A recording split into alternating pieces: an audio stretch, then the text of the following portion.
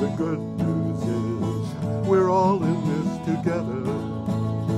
And when we see we're together, we can work things out.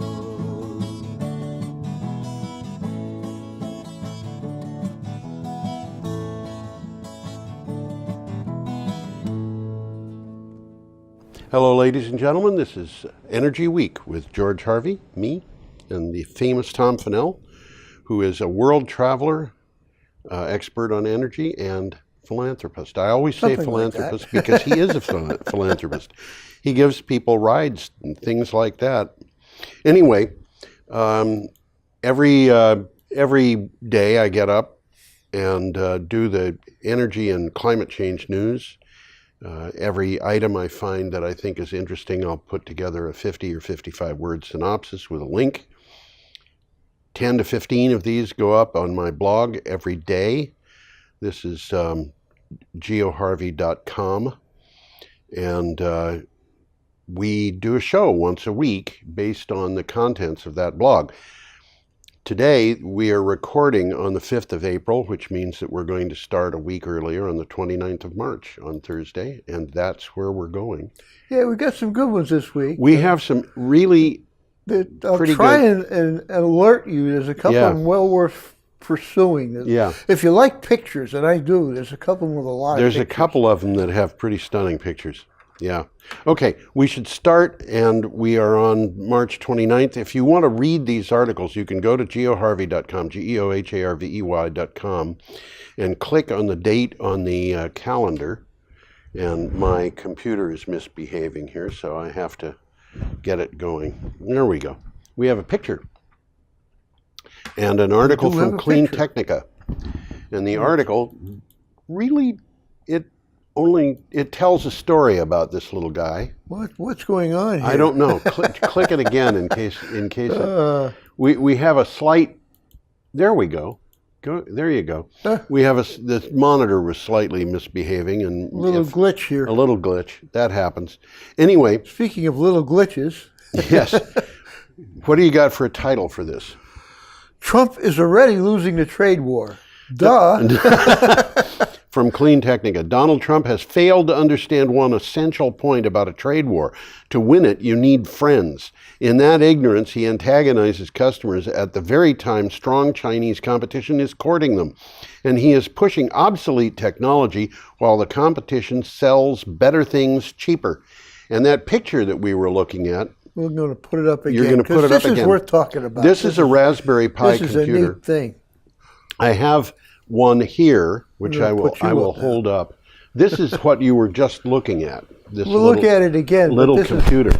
Can it fit in a cigarette pack? Well, I think it's a little bit big for a cigarette pack, but you know, it's the size of a deck of cards maybe. And there's a number of things about this computer that really speak to the idea of a trade war, one of which is that it's not an American product. It is the third most popular selling computer in the world. You can see that it's got 4 USB ports, an Ethernet port. Over here it's got HDMI, composite video. This is power in. This little thing here is a 32 gigabyte hard drive. And that blows my mind. This computer costs $35, not with a case, which in this particular case cost about $8 extra. And now you can see it with a case. And the hard drive cost, in this case, another $20. That's a complete computer. It's a complete computer. Everything you want. Yeah, it's the desktop. You know, if you think of a desktop computer, it has a bunch of things that you plug a keyboard, a mouse, and so forth into, the Ethernet and monitor. And this thing will take all of those. And this is the computer I use. This particular one is the one that I use every day for my blog. And I use it for writing when I'm writing for Clean Technica. I don't use it for Green Energy Times for a reason that really has very little to do with it, except for the fact that it's altogether too portable to work well with Dropbox. So, you know, that's that. Tom, did I ever tell you about my computer invention? I don't think so. I have patent Yeah. On an invention. I invented a way of representing non-numerical data as numbers. Okay. And you can take these numbers and put them into the integer computer registers and operate on them and get valid results. Okay. So you can put, for example, car into an integer register and small private plane into another integer register and say, what's the difference? Get a difference. Get a difference. And believe it or not, I had a database of 10,000 words. And I said, I want you to look at, I wrote a program that would do this. Look at car, small passenger plane, get the difference, take every word out of the 10,000 words, compare it to all the others, and find every example of a comparison that's the same as a car to a small passenger plane. So, of course, car to small passenger plane equals bus to commuter aircraft. Okay? Okay. This thing came up with a compare that didn't make sense to me, which was lion to eagle. Okay. All right. That makes a certain amount of sense, but why not lion to owl or a lion to hawk? Because it didn't give those. Or wolf to eagle or something. Yeah. Well, it turns out the reason why it didn't give a wolf with any of those birds was because unlike lions, wolves don't have claws that capture things. Okay. All right. So it had to be a cat, and I didn't have a wild cat other than a lion. Otherwise, I would have got other compares. And a domestic cat wouldn't work because it was domestic. But the lion to the eagle worked as opposed to the lion to the owl or the lion to the hawk, because lions and eagles have a similarity, which is that they're both symbols of authority. And the thing knew that. Wow, that's pretty smart. And these compares take one clock cycle. What's a clock cycle? Well, a clock cycle is the time that it takes for the CPU to function on a thing, which means that it would make that compare 1 billion times in 1 second on this thing. Okay, this is something nobody wants, but you know you could use it for doing translations or AI or anything like that. And if anybody wants to, get a patent. Buy a patent. Well, it's a hell of a little computer, and it's certainly an indication this thing is amazing. Of what's happening in computers. And here it is. It's the UK, it's China, it's Taiwan. Some of them are made in Taiwan, some of them are made in China. The engineering is done in China and the UK. And why do the Chinese need us? And it's not just that. They make over 80% of all the solar panels in the world. Yeah, they do. And so what are we doing? We are putting a tariff on solar panels to protect American companies so they can continue being uncompetitive and not sell panels in the rest of the world. I'm not even sure that's the reason we're doing it. No, I'm not sure even Trump knows what the reason is. doing it. He I think, let me have a quick takeaway here. Trump is trying to put this embargo, or what do you call it? Tariff. The tariff. I got the numbers built in here, so I'll just read it. China announced that it has planned to impose tariffs on $3 billion worth of American-produced fruit, pork, wine, pipes, and more than 100 other goods, hitting back at the United States hours after President Trump proposed tariffs on about $60 billion worth of Chinese-made products. So Trump says $60 billion, the Chinese, a little slap on the wrist, $3 billion. But they have a lot waiting in the wings if they really want to get serious. They could destroy Trump has already said, if you're going to do that, then we're going to have more. And the Chinese have already said, okay, if you're going to do that, then we're going to have more. This is a trade war. It builds up and builds up and builds up, and everybody gets hurt. What the Chinese are talking about on their tariffs to us represent 2% of our exports to China.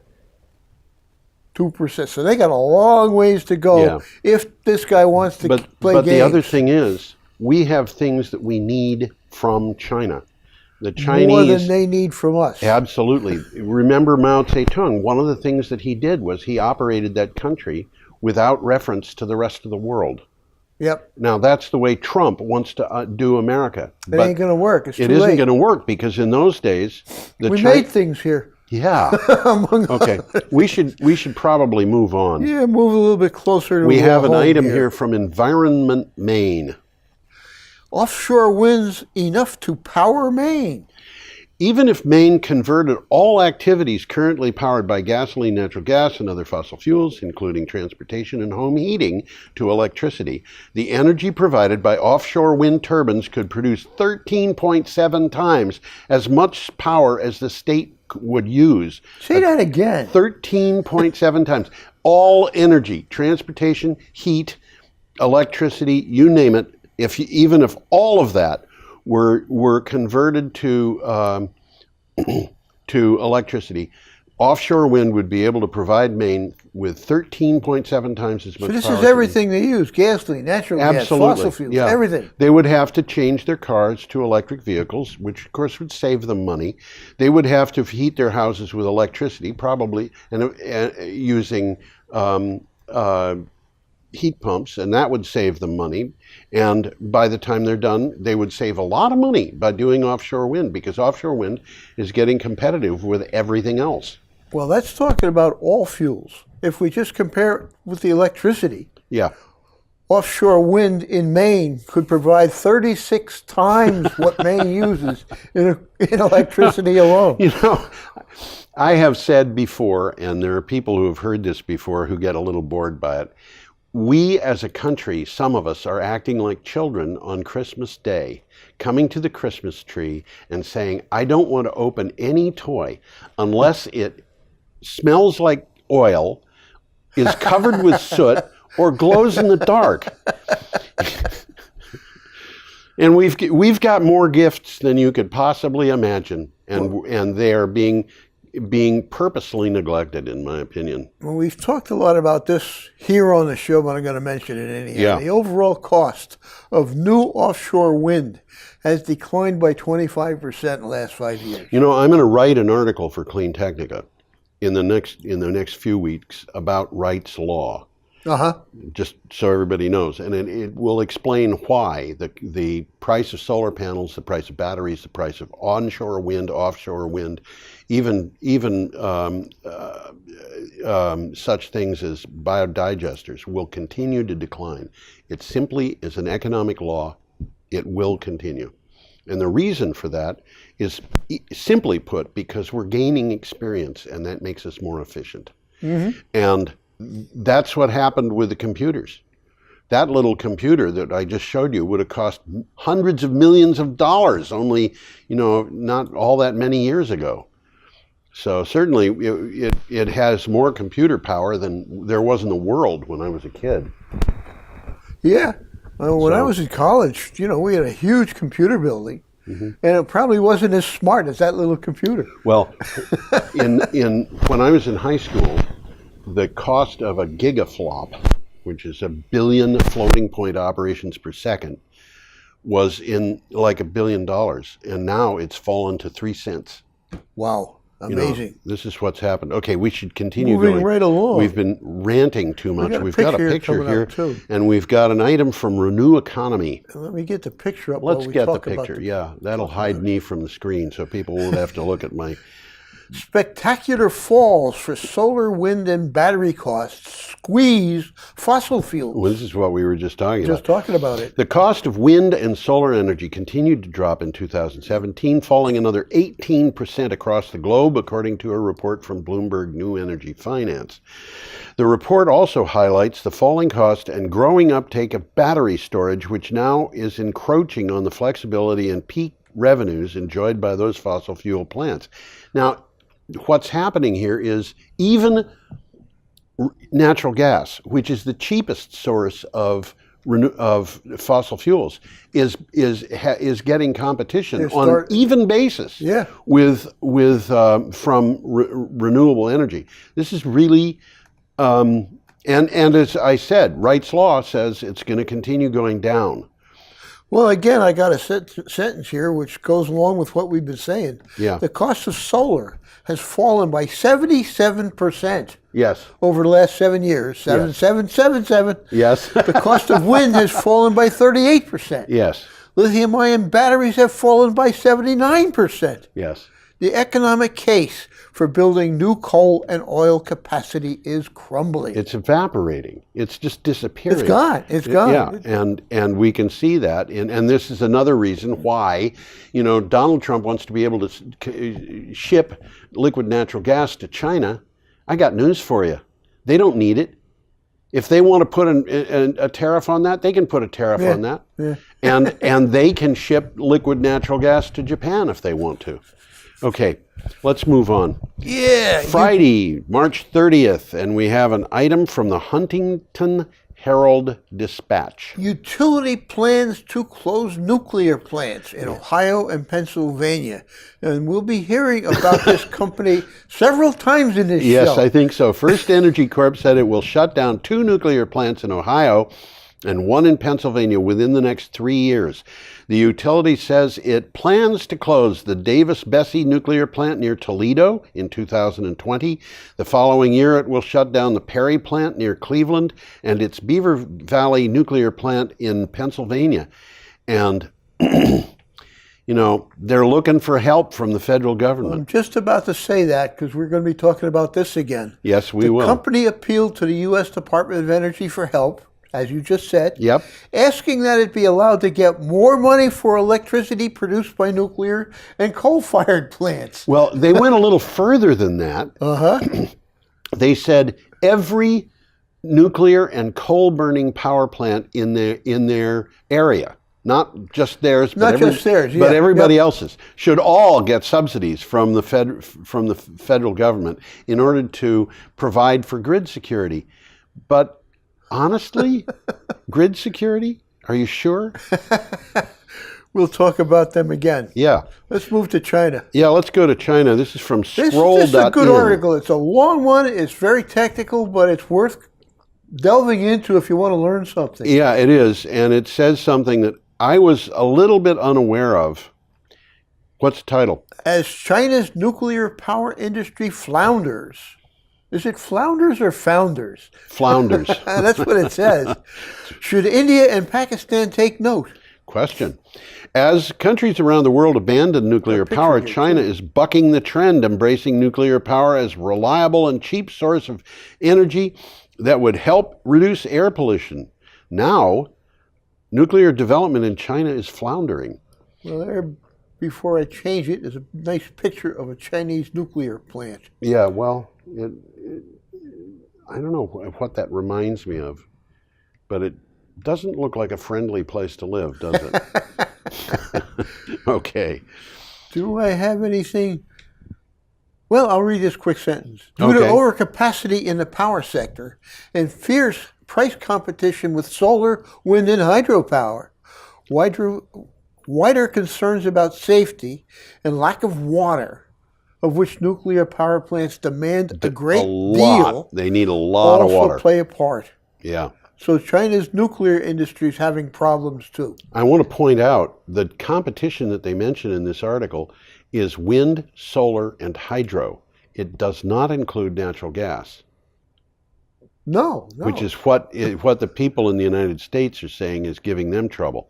Okay, we're up to Saturday, March 31st, and we have an item from the Environmental Defense Fund.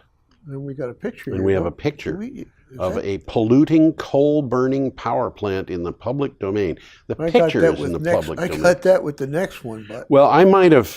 We got you know what? Clean Technical here, or we got Environmental Defense Fund. We have Clean Technica. I have. You're jumping the gun. Jumped the gun. I am doing things amiss. Well, we're back to India again. Yes. Almost all power capacity added in India in the fourth quarter of 2017 was renewable. Yeah. Wow. According to data released by the federal government, this is the Indian federal government agencies, more than 93% of the power generation capacity added in India between October and December 2017 was renewable. This marks a continuation of a trend seen in the third quarter when just over 92% of the power generation capacity added in India was renewable. In other words, in the second half of the year, it was something upwards of 92%. of all capacity was So we're renewable. talking rapid pace at which renewables are being commissioned, Right. and sluggish growth seen in the thermal factor. In fact, I'm not even sure that the thermal generation in China, in India, is growing, because the new plants added may have been replacements for other plants, older plants coming offline. Yeah, I don't know the answer to that either. I don't either. Anyway, now we're up to we got Saturday that the picture 31st, here, and so we've got let's this take a look at picture the of a picture. coal-burning power plant and the item from the Environmental Defense Fund. And that says coal plant, Public domain. The coal plant is not public domain. The picture is. FirstEnergy, didn't we hear about that already? I think we did. Shamelessly begs DOE to prop up uneconomic coal. Yeah, I mean, that's not our words either. That it's comes not. From the article. And here we go.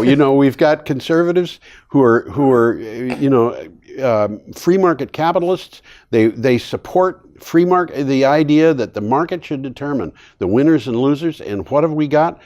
We've got an administration in Washington which is at least partly in favor of saving these things because, well, maybe because they're owned by their friends. Ohio-based utility giant FirstEnergy, just talked about them, wants the DOE to bail out its uneconomical coal and nuclear plants along with all other ailing plants in the 13-state PJM interconnection region. They claimed plant closings would threaten grid resilience. Federal regulators and many, many experts agree on one thing. There is no imminent threat to the electric grid. And this is, the FERC, who had been asked to help before, 4 out of 5 members were appointed by Donald Trump, and they said no unanimously. So it's, this is a hopeless thing but they're coal, FirstEnergy gas. looks like they made some drastic mistakes in investments, and they're coming to roost now. Yeah, I guess. Well, we're going to be. This isn't the last time It's we're going to not mention the last. Okay, our next item is from ABC 12 News. DDT Energy. No, DTE, not DDT. Yep, DDT. DTE. Detroit Energy, I guess it is. Yeah, I guess it is, yeah. DTE Energy proposes new wind and solar projects in Michigan. DDT. I was just correcting you. DTE Energy Co. is proposing new wind and solar projects in Michigan that would double the utility's renewable energy capacity. The plan includes $1.7 billion in investments and would increase DTE's, got it right that time, renewable energy capacity by 2022 from 1,000 megawatts to 2,000 megawatts.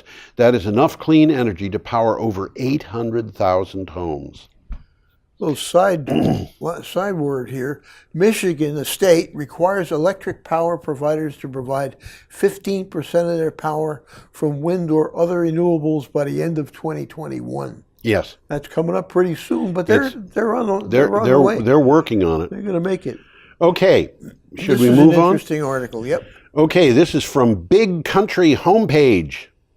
Central Texas City, that's not the name of it, wants to pay people to install solar panels. This is really interesting. A Central Texas town that already uses 100% renewable energy is working out a plan to generate more electricity locally so it can stop buying power to meet demand.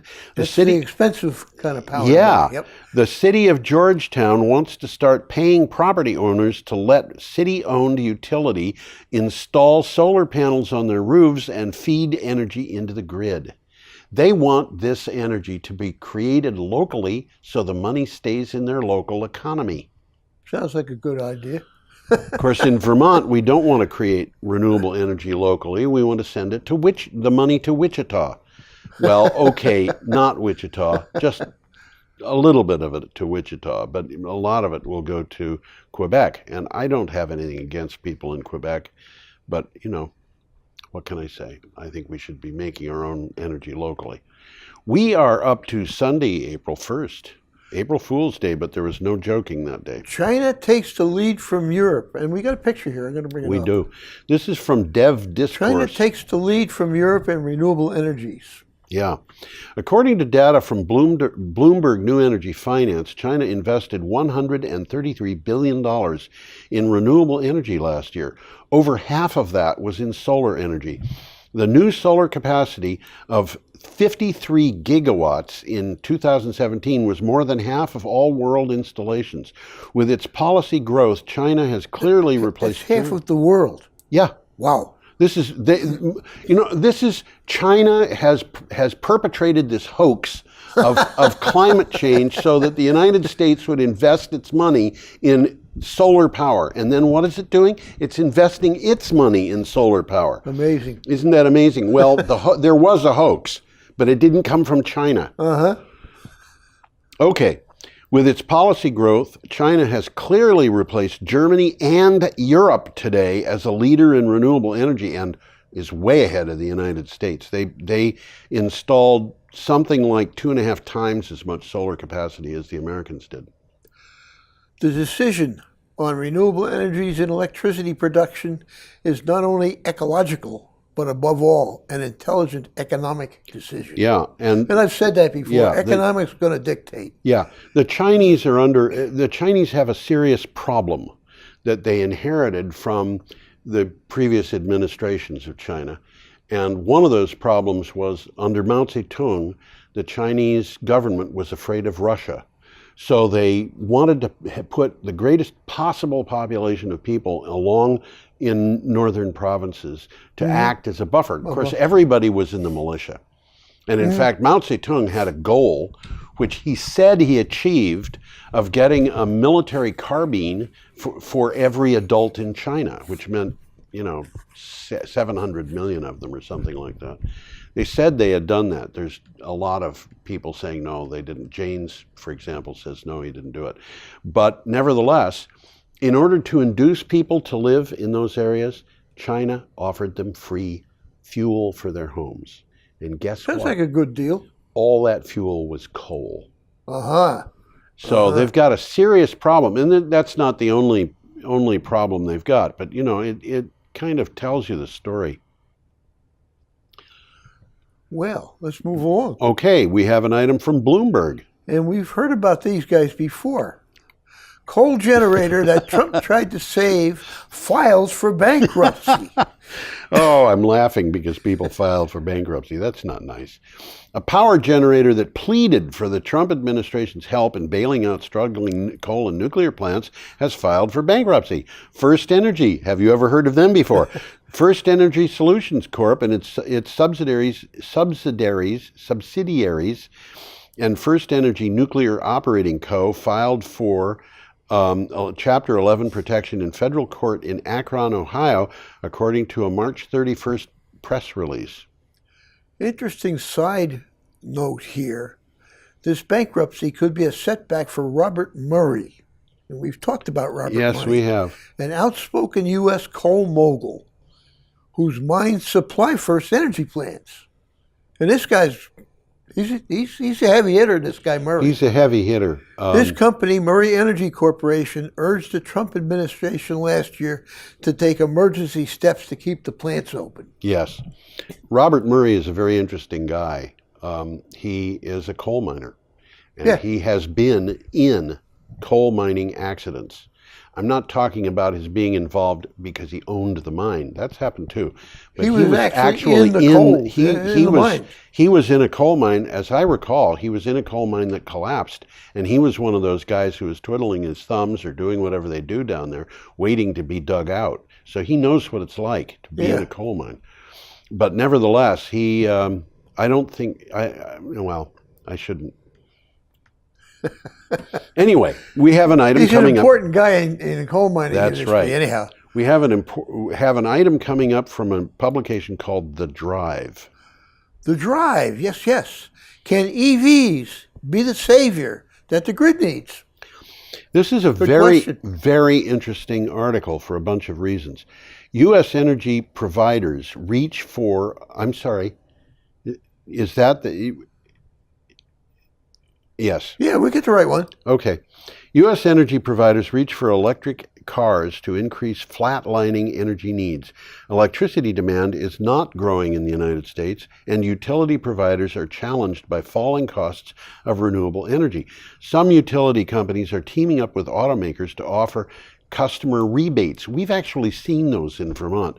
Yes, it's happening right here. Yeah. Can EVs possibly save the grid utilities? And that's the subject of the article. Well, I think EVs are inevitable. EVs They will come. But what will they do to the utilities? Will they save the utilities? That's a good question. That's why they're asking it. That's why they're asking it. And there's another thing to think about here too, Tom.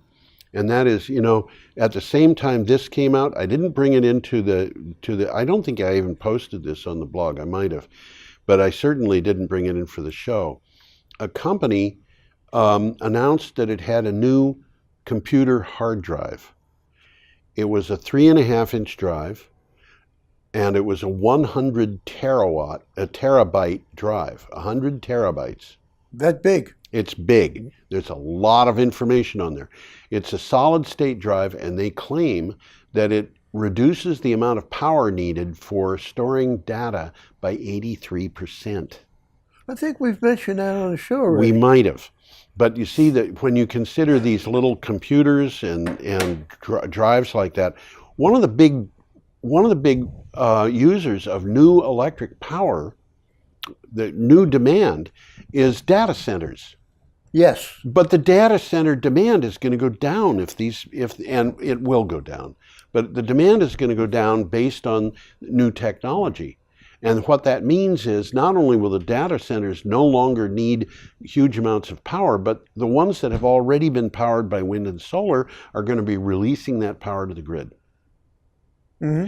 And I think what I'm saying is the power grid has got huge question marks associated with it. Well, we've got Mary Powell in Vermont, the head of Green Mountain Power, who said her job was to come up with a better a business plan, and that's which they have. They've been working on it. They're different from many utilities. Yes, indeed. The way they operate. Well, the other utilities are going to have to come up with better business plans. Yep. And I guess the point that I'm making here is the utilities that have not come up with better business plans, and FirstEnergy comes to mind, are the ones that are going to be suffering. And FirstEnergy, I don't think the United States government has the ability to save them. It can subsidize them, it can pay them for doing nothing, but I don't think they ultimately have the ability to save them because their business plan's bad. The model is changing. Yes. And it's changing because of a lot of technical changes that have brought down costs of producing power in non-traditional ways. Yes, absolutely. Interesting takeaway from this article. They did a survey, and as a result of the survey, 1 out of the 3 consumers that they spoke to said they would consider buying an EV as their next vehicle. Yeah. And that's where they are now, which is right in the beginning. Today in the news, what I saw was that 37% of the new cars in Norway are EVs. 37%, over a third. Wow, that's interesting. 37% in Norway of new cars. Yeah. It's coming, guys. It is. Okay, we're up to Monday, April 2nd, and we have a picture here.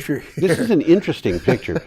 Let's take a look at the picture first. Yeah. That is a huge PV farm. Yeah. Or really several huge PV farms. And everything you can see in that picture is PV. I can't identify whether there's PVs on the most distant mountains, but certainly those ridges. If it's blue, it's a PV. Yeah.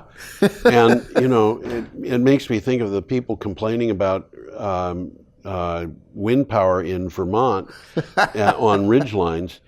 The Chinese, are using, I think they look at this as land that has very little value. The Chinese have some interesting ideas of how to measure things. For example, there's this thing called the li, which is a mile. Mm-hmm. Only it isn't really a mile. It's the distance that you can walk in a certain amount of time. Okay. And they have Well, a mile comes from the Romans. Yeah. 1,000 paces is Yeah, a mile. but this is not 1,000 paces. This is the amount of, this is the distance you can, so walking up a hill, you might say this hill is 3 miles tall and 2 miles down. Well, they also have a measurement of measuring for land, where the land is measured according to the amount of rice that can be grown on it. And if you put that picture back up, you can see that land isn't going to grow much rice.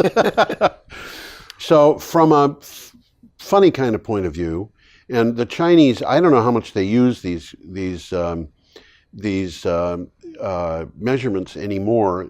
My suspicion is they use them very little. Kilometers now. Yeah, that's probably, what are called airs. Hectare is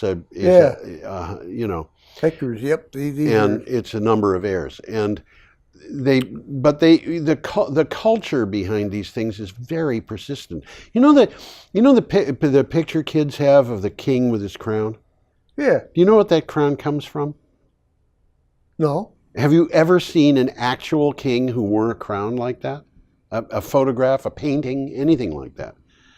I think I probably have, but I'm not sure. I was struck when I first started seeing artwork that showed kings with crowns like that. Yeah. Well, they weren't kings; they were Roman emperors, and that crown is the picture of the rays coming out of the sun. Oh, is that what and it comes from the worship of the sun. Okay. This is a picture that goes back thousands of years, almost a couple thousand years. There are things in persist, and the idea of land being worth more or less, or being bigger or smaller area, depending upon how much rice can be grown on it, is a persistent idea. I'm sorry that I just got into that so much. We should go on. I don't know if I even read the headline here. Solar panel makers brush off U.S. tariffs and head to emerging markets. This sort of goes along with some of the things we've said already and are going to say again. Well, this is from Nikkei Asian Review, which will give you, I think, one article to read before they put up their paywall. JinkoSolar Holdings, the world's largest solar panel maker, is thought to ship a little over 20% of its product to the United States. Now that the United States is imposing tariffs on Chinese solar products, Jinko plans to sell its products elsewhere. It expects production to increase by about 30% this year, despite the tariffs. So what good are the tariffs? They're not going to convince Solar Holdings of anything. To 13,500 megawatts in sales in emerging markets. And guess what? Those sales are supported by the Chinese government, which loans money to other countries, which expands their trade and protects JinkoSolar, and it's not illegal. And guess what? They're doing it in the Caribbean. Yep. They're doing it in Latin America. Yep. They're doing it all over the world. In our backyard. In all kinds of places that we always regarded as our backyard. And if it had been the Nixon administration, they would have been fighting this tooth and nail. But the Trump administration is just saying, well, we can do without. Okay. You got anything to say? Or I'm just trying to figure out. I got notes here, but, well, I'll read this sentence anyhow. Japan, Europe, and the U.S. comprised about 70% of the world's roughly 225 million kilowatts of solar generation in 2015, but will fall to around 20%. So that's from 70% to 20% by 2040. Yeah. By then, 1.5 billion kilowatts of new capacity, that's a lot, will be added worldwide, much of it in China, India, the Middle East, and Southeast Asia. Well, much of it means 6 times. Yeah. Wow. Okay. Our next item is from Salon. National flood insurance is underwater. Is that a joke? Because of outdated science. This is a good article. This is well worth reading. Salon, especially if you live on a river in Vermont. Yeah. Salon, by the way, is S-A-L-O-N, not C-E-Y-L-O-N. Okay. The National Flood Insurance Program, which is run by FEMA, is struggling because it is trapped in a downward spiral of ballooning claims without resources to cover them. And the Senate is failing to hammer out reforms that address the changing math of flood risk. Well, FEMA is way behind the times. It's been using demarcated flood zones using data from the 1980s. And they've changed. The flood zones have changed. In Hurricane Harvey, there were huge areas of Texas that were flooded that aren't even in 500-year zones. Yeah, never flooded before. They've never flooded before. And that is becoming a serious... I've said this before, between 1978 and 2015, the cost of things that would, the property, number of people, the inflation and so forth, you would have expected flood insurance to go up by a factor of about 5.5. It didn't. It went up by a factor of 43.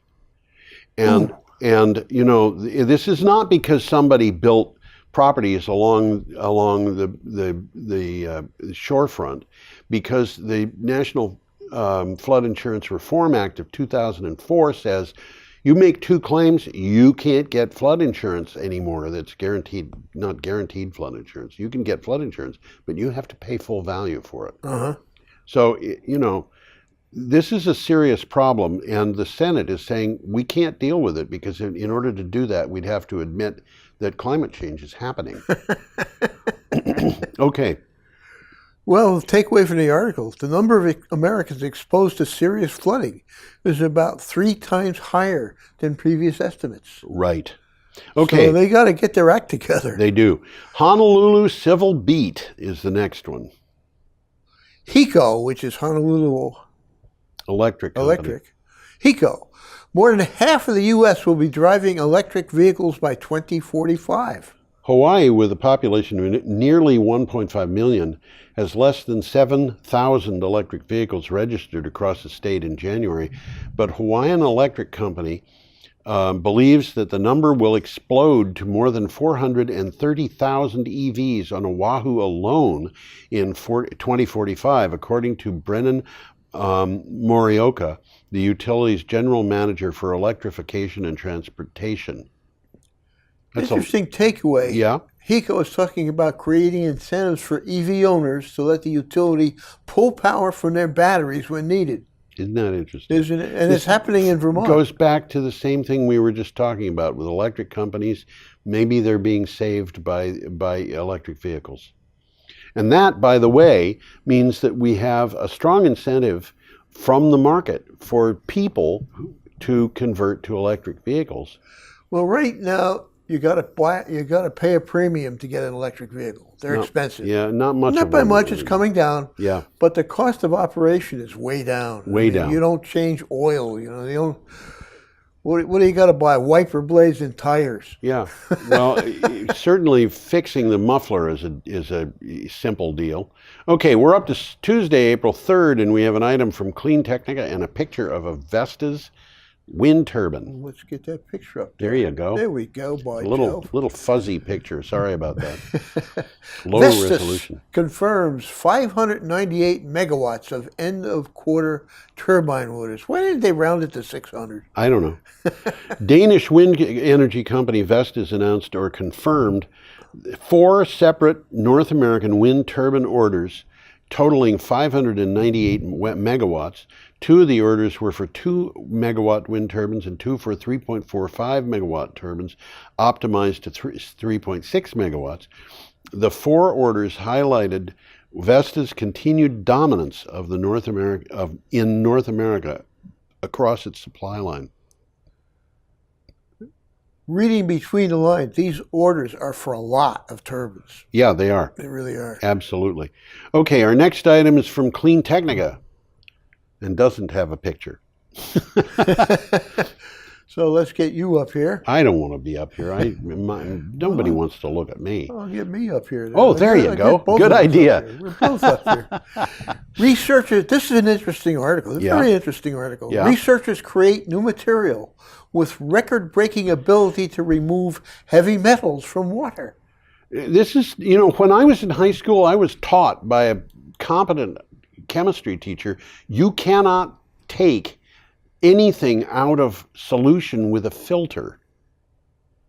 Yeah, I remember that too. A report Times have changed. Yeah, they have. A report from ACS Central Science describes a new material that can remove heavy metals and provide clean drinking water in seconds. It is a metal polymer sponge-like material that can sweep up lead and mercury pollutants from any source of water with extreme efficiency and can even be cleaned and reused over and over again. Well, here's some numbers to play with. Yep. The current U.S. EPA limit of lead in drinking water is 2 parts per billion. Mm-hmm. This material can remove 500 times more than that. Yeah. Which means, I was thinking about this and I thought we could take the water in Lake Champlain and filter it, and in decades we could get greater and greater amounts of mercury out of the water. Yep. I don't think we will, but in the case of a small pond, something might be done. Okay, we have an item from the Washington Examiner. EPA's Scott Pruitt kills Obama's 54 miles per gallon order rules. This is a big Huge problem. fight coming. Yeah, this is going to be a big fight. EPA Administrator Scott Pruitt announced that he's scrapping former President Barack Obama's fuel efficiency and greenhouse gas rules for cars and light trucks. Pruitt said rules that set a 54 mile per gallon standard by 2025, up from the current 38.3 miles per gallon, were, quote, not appropriate, end quote, in light of recent automotive sales data and should be revised. Well, there's a lot to talk about here, so I'll just run a couple of quick backstory here. Go ahead. First of all, one of the things that's been happening is people stop buying economical cars because the prices of oil have gone down. Yes. So they're buying pickup trucks and SUVs. This is a typical cycle. The price of oil goes down, people buy SUVs. The price of oil goes up and they discover that their SUVs have no value. I mean, it's like throwing money down a well. Pruitt didn't say what the new standards should be, but he argued that they're too high. Yeah. Okay, he will replace the panels that advise him on science and public issues with new members holding more diverse views. More diverse views? That's what you the article believe says. that? You believe that? The decision sets up a fight with California, and that's what this is about. And a few 12 other states yeah, that have adopted the tougher Obama standard as a way of reducing man-made greenhouse emissions that many climate scientists say contribute to climate change. This flies in the face of Supreme Court rulings that have said the EPA has to do something about emissions. Yep. And, I mean, just to make things clear, I see estimates come in as I do the news every day. I see estimates come in periodically about the number of people who are killed by air pollution every year worldwide in the United States. We've talked about it. We've talked about it. The most conservative figure I have seen for the United States is 200,000 people a year.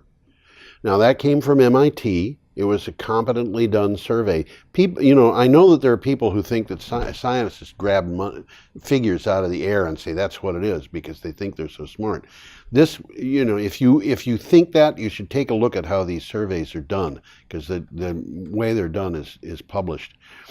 But 200,000 people is 400 people a year in Vermont. And if you think about that in Brattleboro, which has got a population of 12,000 people, that's about 8 people a year.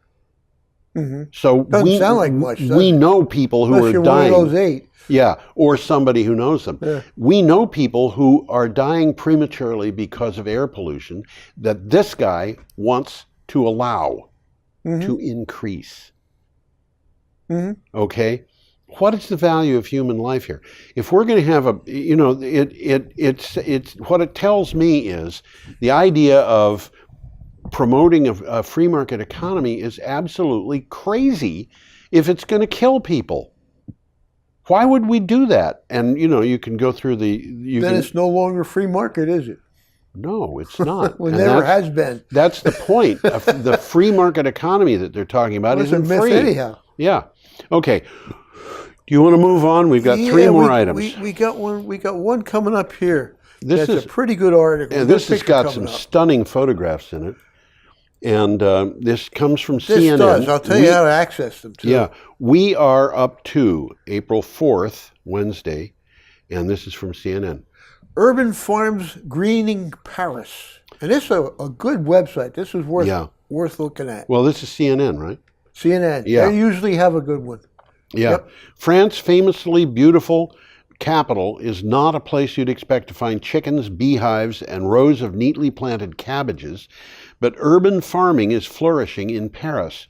The city's mayor, Anne Hidalgo, wants to make Paris a greener city with green spaces.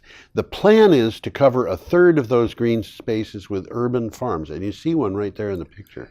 Yeah, that's a rooftop farm. Yep. And you can see the other roofs. Hydroponic work that's being done. And, it's being done on a rooftop in Paris. And anybody could do that.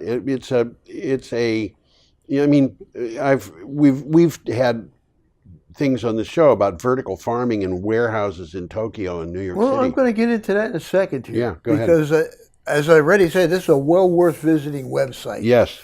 And if you get there, go to the website, and there's a picture called Le Recyclerie Paris. Okay, I don't know if I speak French. It looks like a really nice place to eat lunch. Well, there's a little small box on the lower right of that picture. Right. And you click on that, voila, you got 19 more pictures. Yes. Of real and creative, imaginary so far. Yeah.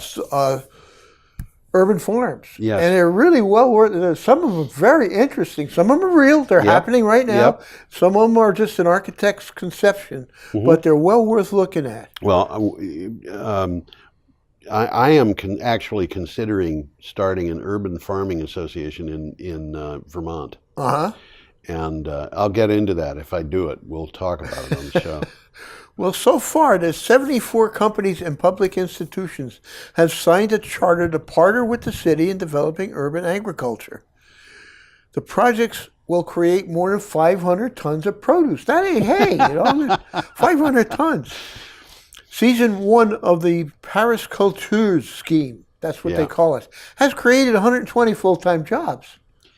This is significant. And of course, one of the things about it can grow. Your market's right next door to your farm. Absolutely. You don't have to put it in a truck. Absolutely. And in some places, the farm is actually in the truck. Yeah, there's a couple of pictures there. That's exactly what's going on. Yeah. So, well, we've got about 8 minutes. If you want to talk about this more, we can do it. Well, I don't have a lot of notes on this thing because the big thing in this website is the pictures. Yes. There's 20 of them, 19 of them. They're worth looking at. And you can get a lot of information just by looking. They say a picture is worth 1,000 words. And in this case, there are a few pictures in this that I found a little disturbing. One of the main pictures in the main article showed a farm that looked like it was along a path. And when I looked at the path, I could see that there were ties and tracks there.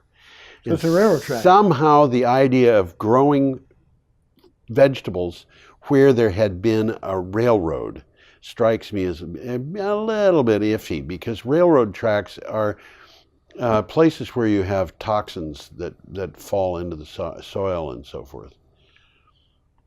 Well, it's more so if they're diesel locomotives and less so if they're electric. And in Paris, it's probably electric. Electric, Yeah.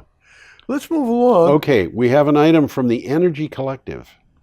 Is America's vaunted electricity supply system on course for rocks and shoals? Several recent announcements show a slowly developing crisis in the American electricity supply system. Operators of a number of coal-burning, nuclear, and even gas-powered generating plants said they're planning to retire them. And FirstEnergy seems to crop up in this one too. Well, I got 3 bullet points here. Yeah, go ahead. One of them is FirstEnergy. Yeah. FirstEnergy's announced plan to retire its Ohio and Pennsylvania nuclear plants. Right. Second one is Exelon's announcement that it plans to retire the Mystic Generating Station, which is right here in Massachusetts. And that's natural gas. Well, yeah. So what's that all about? We can get into that. Go ahead. And then again, FirstEnergy, their bankruptcy filing and the implication that it will affect other plants. Yeah, the thing about natural gas in New England is that we don't have sufficient pipelines to carry all the natural gas that they want. So, and people are converting their home heating systems to natural gas, so the utilities are finding it difficult to get the natural gas. Well, they're talking about the Mystic Generating Station, right? Yeah. In exactly that sense. Yeah. It's next to the Everett Liquid Natural Gas Import Terminal. What is that all about? Isn't that interesting? Yeah, isn't it? And it also has on-site distillate fuel oil. Yeah. And I think that particular station can run on oil. Well, that's what they're saying here. Yeah. Yep. That's what they mean. And this is what we're seeing here is that if the utilities don't have their acts together to switch to renewable power, they're going to be left behind. I mean, this is again, they got a sentence saying exactly that in fancier words. Okay. It appears likely that the structure, unless changed soon, will produce an outcome that will impose significantly widely felt pain. Yeah. After enough reliable generation capacity has been retired, the gas supply glut will disappear. Periods of increased demand or interrupted supply will lead to painful prices and demand destruction. Well, at the same time, we've got more and more renewable energy being put on the grid. That's the good news. That's the good news. And of course, these electric lines coming down from Quebec are going to be delivering a lot of electricity to Massachusetts. There's a lot of electricity in Quebec, and they're going to get it down here because there's a lot of people down here want it. A lot of electricity available offshore in Maine. That's or if you really want to look at it a little bit, you can see offshore Massachusetts. Absolutely. Massachusetts has got huge areas where it can get offshore wind development. And, absolutely. We don't need to pollute we don't need to kill people. We don't, need to kill animals.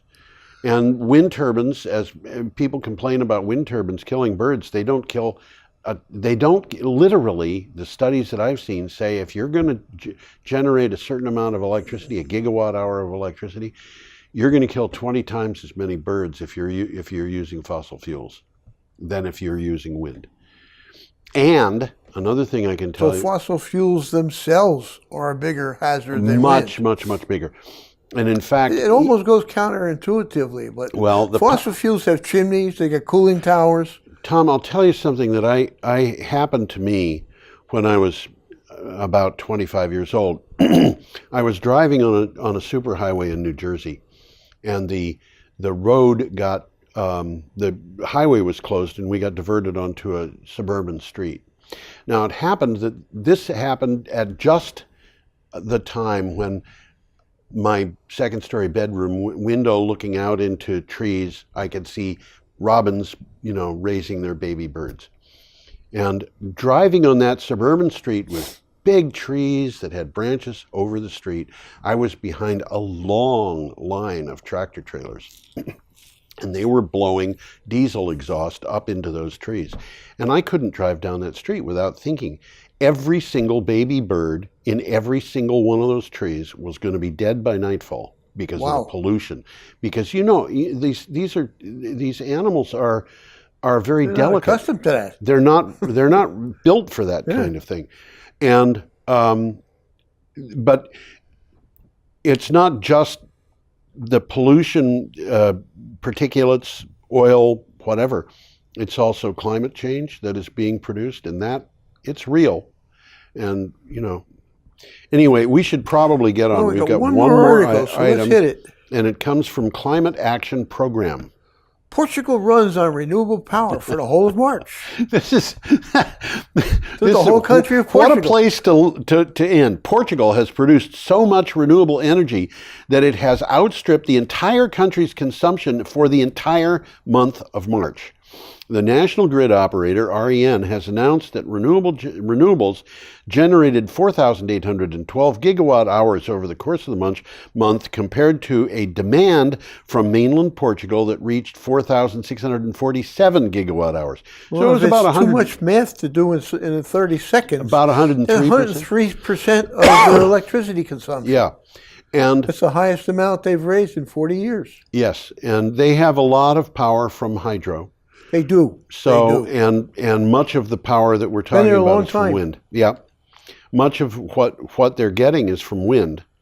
A little bit of it from solar. Now that's affecting the price too. The average wholesale market price for NWH, that's a nanowatt hour.